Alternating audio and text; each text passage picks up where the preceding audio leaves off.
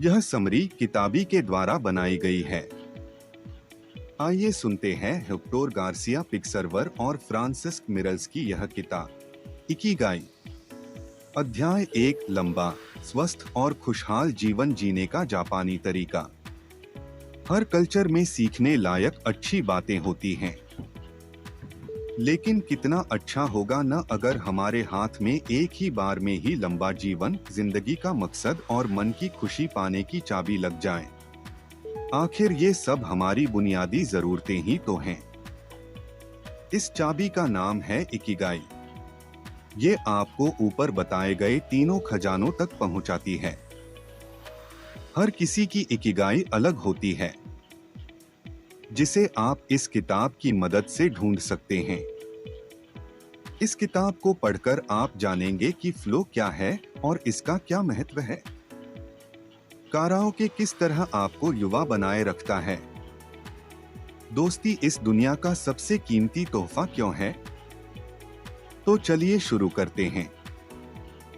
जिंदगी में एक उद्देश्य का होना बहुत जरूरी है।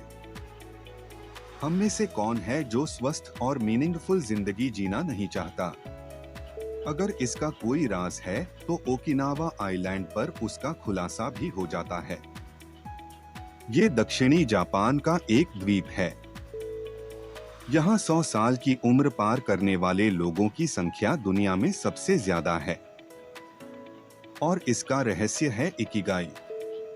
जापानी भाषा के हिसाब से इसका मतलब निकलता है जीने की वजह या काम करने की प्रेरणा। इसे आप अपने पैशन, स्किल्स, प्रोफेशन और सामाजिक जिम्मेदारी का निचोड़ भी कह सकते हैं। ज्यादातर जापानियों का मानना है कि हर किसी के पास उसकी एक इकिगाई यानी डेस्टिनी होती है और उनका जन्म इसे पाने के लिए होता है। कुछ लोग अपनी इकिगाई जल्दी ढूंढ लेते हैं, जबकि कुछ को इसमें समय लगता है। अगर आप भी इसी कैटेगरी में हैं, तो कोशिश जारी रखिए, क्योंकि एक दिन आपको अपनी इकिगाई जरूर मिलेगी जो आपके लिए सुबह उठने की वजह बनेगी। इसलिए ओकिनावा के लोग अपने हर काम को बहुत मेहनत और ध्यान से करते हैं। लेखकों को ओकिनावा की किसी पेंट ब्रश फैक्ट्री में एक महिला मिली। उसने सारी जिंदगी ब्रश में एक एक बाल को परफेक्शन के साथ जोड़ना सीखते हुए लगा दी और अब वो बड़ी सफाई और एक्सपर्टीज के साथ अपना काम करती है।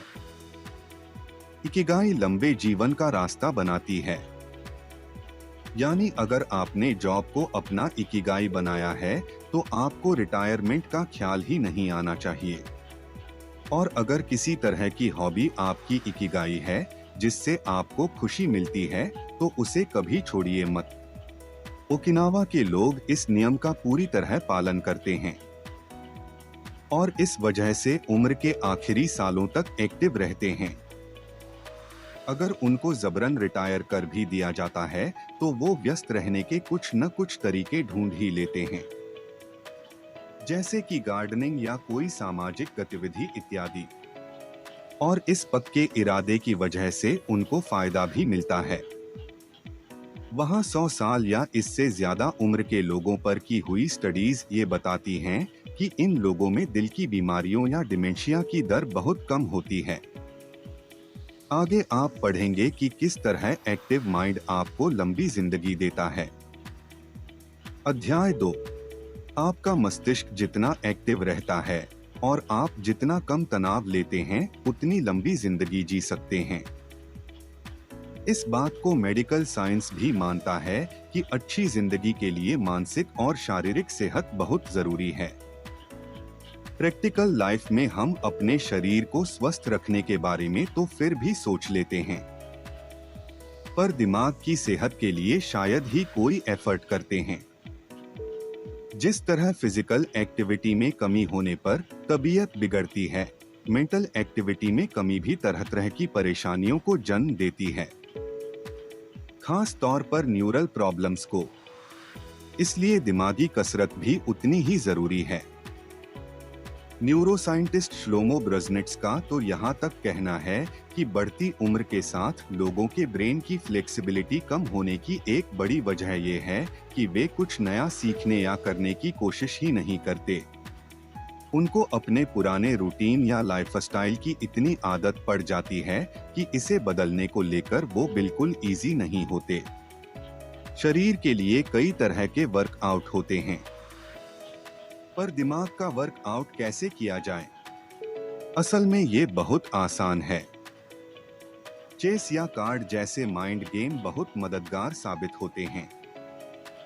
अगर आप घर से बाहर जाकर लोगों से मिलते हैं और सोशल सर्कल बढ़ाते हैं, तो इससे बेहतर उपाय और कुछ नहीं हो सकता। लंबे जीवन का दूसरा रहस्य है तनाव से दूर रहना। बहुत सी स्टडीज इस बात को साबित करती हैं कि तनाव प्रीमेच्योर एजिंग को जन्म देता है, क्योंकि स्ट्रेस आपके शरीर और दिमाग दोनों की सेल्स को डैमेज करता है। हिडलबर्ग यूनिवर्सिटी में इस पर एक स्टडी की गई। एक डॉक्टर से बहुत कठिन जॉब इंटरव्यू लिया गया और उसे गणित के मुश्किल सवाल हल करने के लिए दिए गए। इसके बाद उसके खून की जांच की गई। उसमें पाया गया कि इंटरव्यू के तनाव की वजह से खून में उसी तरह से एंटीबॉडी रिलीज हुई जैसी किसी बैक्टीरियल या वायरल इन्फेक्शन में होती हैं। अगर सच में ऐसा इन्फेक्शन होता तो इन एंटीबॉडीज का टारगेट उस पर होता, लेकिन यहाँ तो एंटीबॉडीज हेल्दी सेल्स पर ही अटैक करके एजिंग को सामान्य से तेज कर देंगी। इसलिए जितना हो सके तनाव से दूर रहें।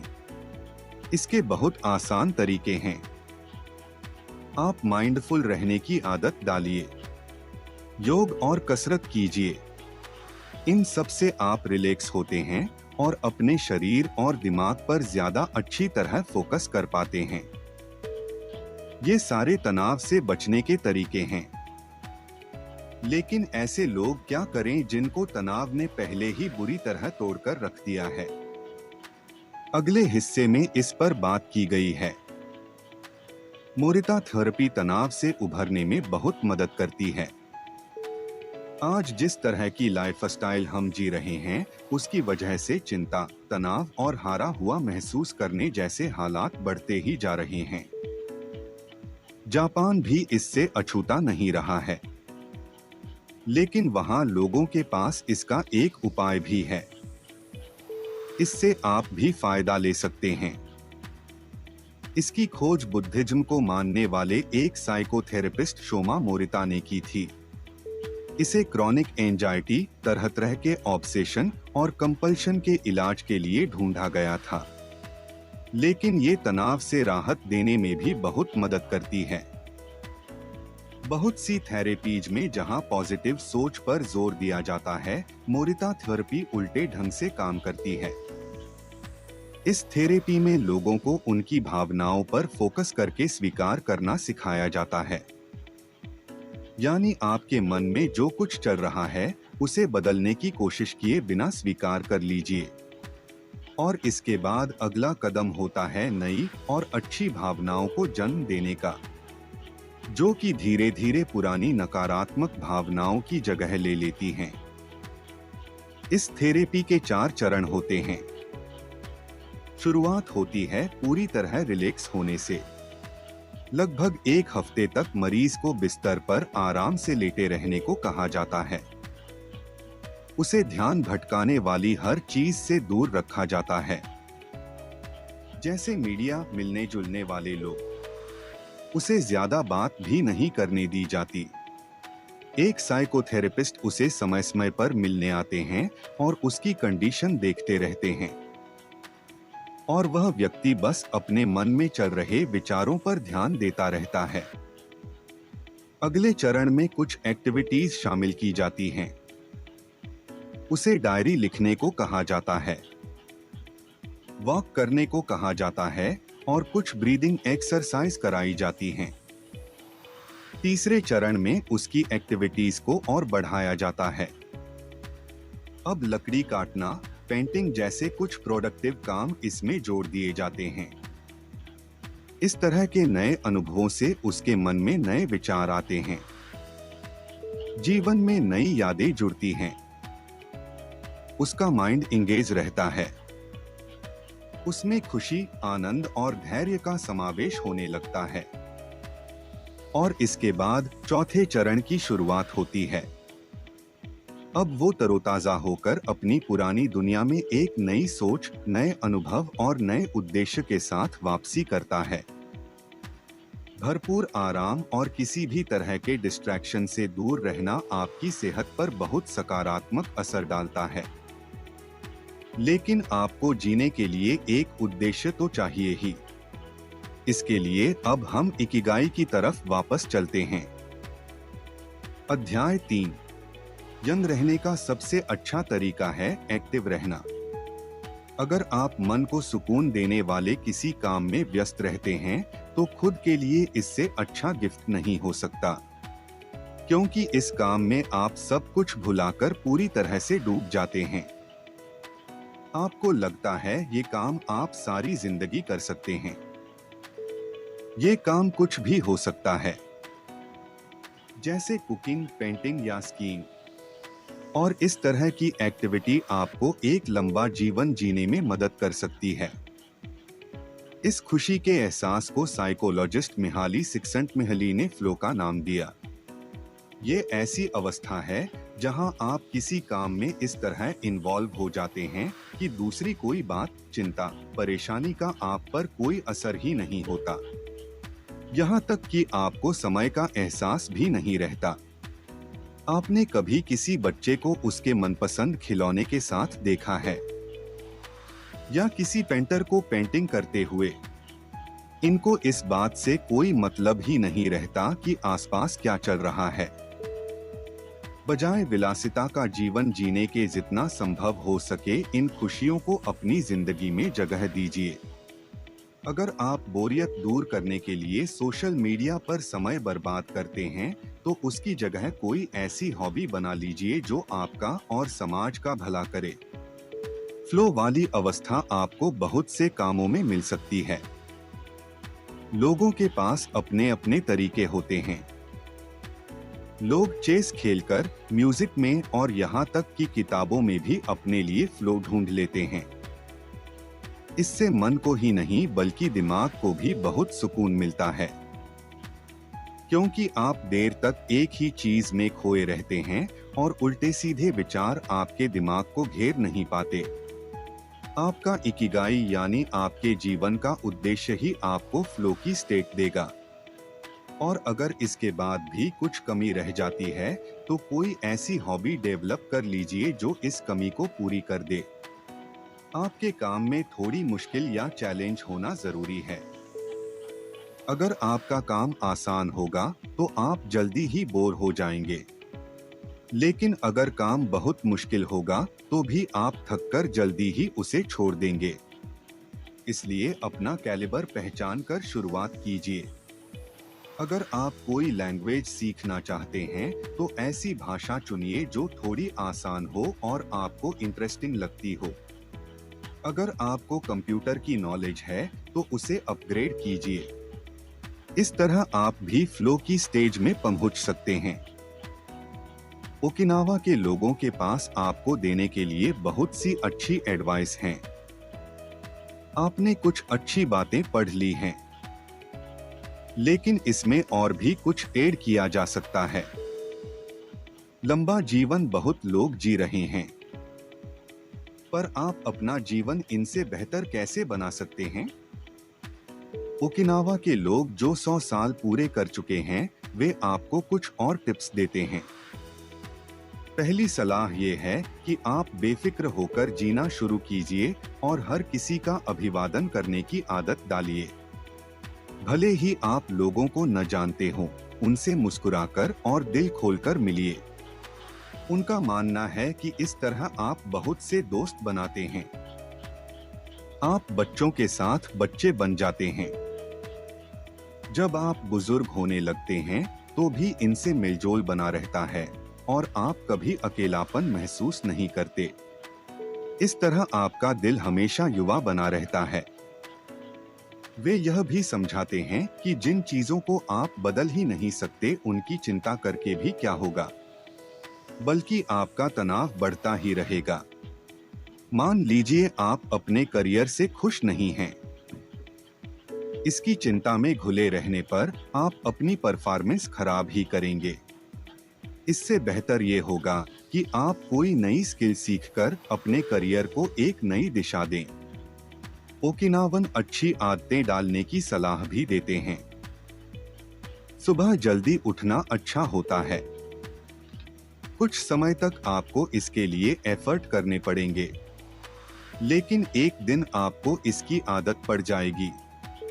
इसके फायदे इतने हैं जिसे गिनना मुश्किल है। लेकिन अगर आप 1 घंटा जल्दी उठ जाएं, तो सोचिए इतनी देर में कितना काम निपटा सकते हैं। आप सुकून से अपनी चाय का मजा ले सकते हैं, गार्डन और घर को संवार सकते हैं, अपनी हॉबी को टाइम दे सकते हैं। ओकिनावा के लोग ये भी मानते हैं कि उनके लंबे और स्वस्थ जीवन की एक वजह ये है कि वो अपना हर काम खुद करते हैं। सब्जियां उगाते हैं, खाना बनाते हैं, घर की सफाई करते हैं। दोस्ती और अपनेपन के रिश्ते को ये लोग सबसे महत्वपूर्ण समझते हैं। इस वजह से अपने पड़ोसियों से घुल मिलकर रहते हैं और रोज उनके साथ समय बिताते हैं। अध्याय 4। ओकिनावन भोजन में बहुत वैरायटी होती है, लेकिन पोर्शन छोटे होते हैं। जापान के लोगों की औसत आयु दुनिया में सबसे ज्यादा होती है और ओकिनावा के लोग बाकी जापानियों से भी लंबा जीवन जीते हैं।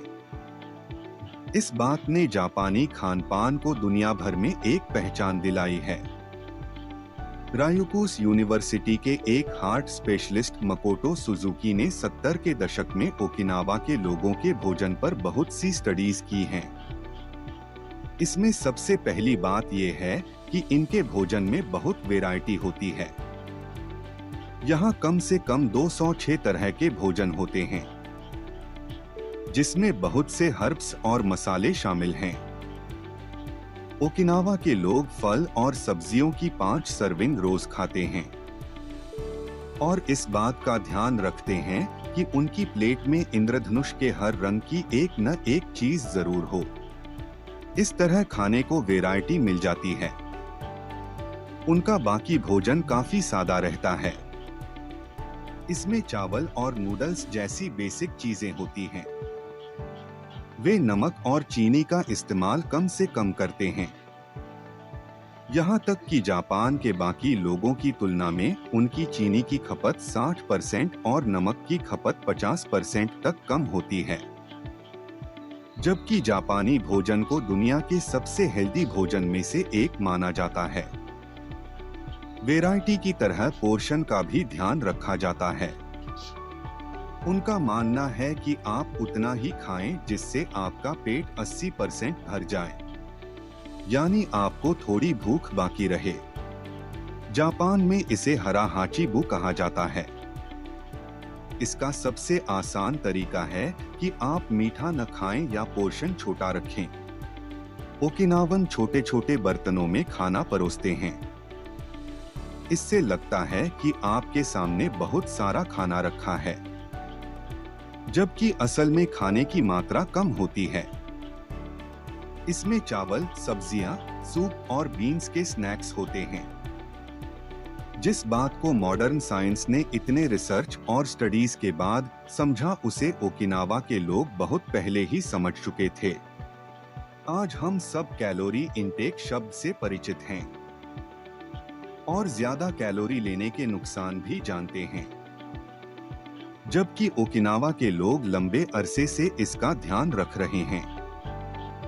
कैलोरी इनटेक कम करने से इंसुलिन लाइक ग्रोथ फैक्टर 1 नाम की प्रोटीन का लेवल कम रहता है। इसकी अधिकता से एजिंग तेज हो जाती है, यानी इसे कम रखकर आप सीधे सीधे अपनी उम्र बढ़ा रहे हैं। अध्याय 5। शरीर को रिजुविनेट करने के लिए भोजन में एंटीऑक्सीडेंट होने जरूरी हैं।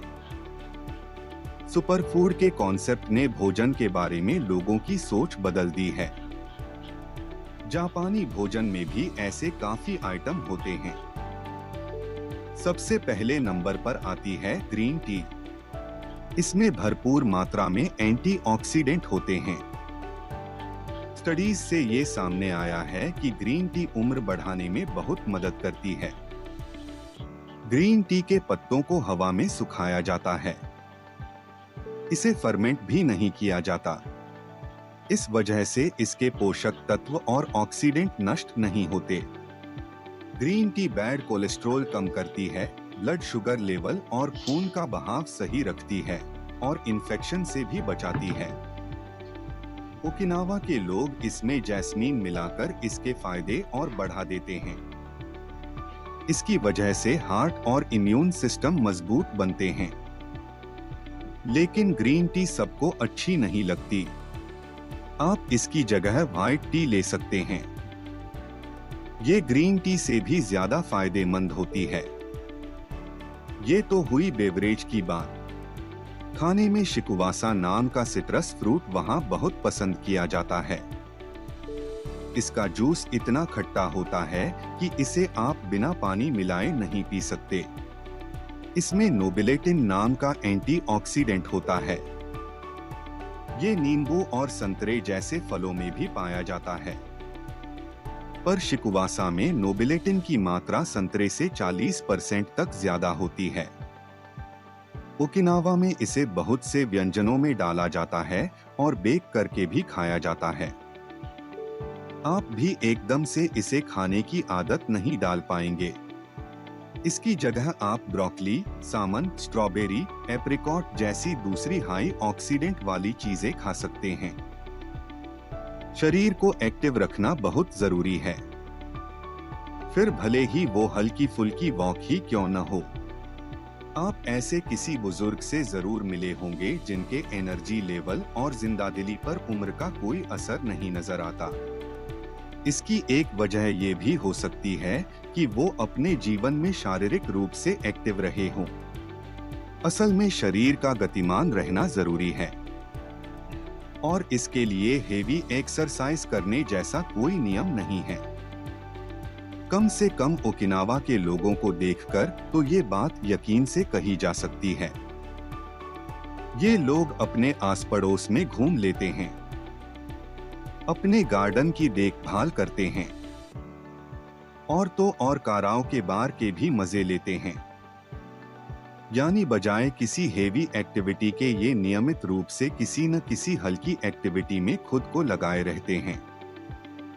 अगर फिर भी आपको इसके फायदा पर यकीन नहीं है तो मॉडर्न साइंस के नजरिए से समझ लीजिए।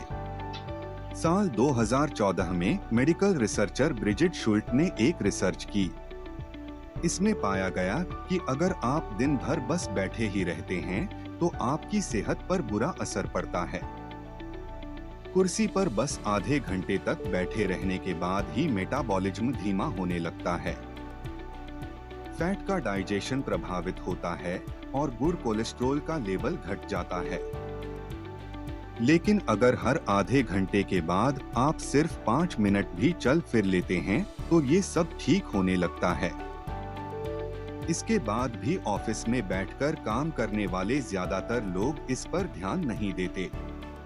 ओकिनावा के लोगों के जीवन में रेडियो तैसो भी शामिल है। ये और कुछ नहीं सामान्य वार्म अप ही है।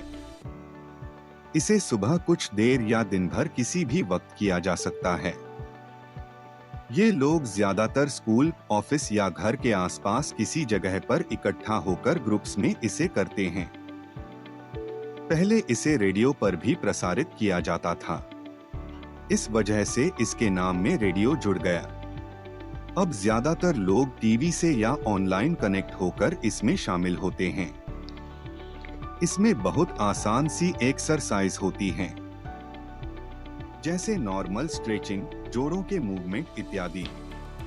यानी चाहे आप हल्की फुल्की एक्सरसाइज ही करें पर इसे नियमित रूप से करना है।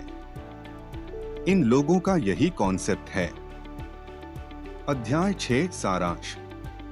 आपका खानपान और जीवन शैली आपके स्वास्थ्य और उम्र को सबसे ज्यादा प्रभावित करते हैं। अगर आपको जीवन का ऐसा उद्देश्य मिल जाए जो आपको मोटिवेट करे, तो आप एक बेहतरीन जिंदगी जी सकते हैं। इम्परफेक्शन को स्वीकार करें। जापानी कल्चर में ये माना जाता है कि इम्परफेक्ट चीजें सबसे सुंदर होती हैं, जैसे टूटा हुआ कप। इस कॉन्सेप्ट को वाबिसाबी कहते हैं। इसकी मदद से आप जिंदगी को और खुशी के साथ जी सकते हैं। परफेक्शन की खोज में भटककर अपना समय और चैन बर्बाद करने से अच्छा है कि आप जिंदगी को उसकी कमियों के साथ स्वीकार कर लें। इस सोच की वजह से आप ज्यादा एनर्जेटिक होकर और कम तनाव लेकर एक लंबा जीवन जी सकेंगे। किताबी पर मधुर के साथ आप सुन रहे थे इकिगाई, जिसके लेखक है डॉक्टर गार्सिया पिकसर्वर और फ्रांसिस्क मिरल्स।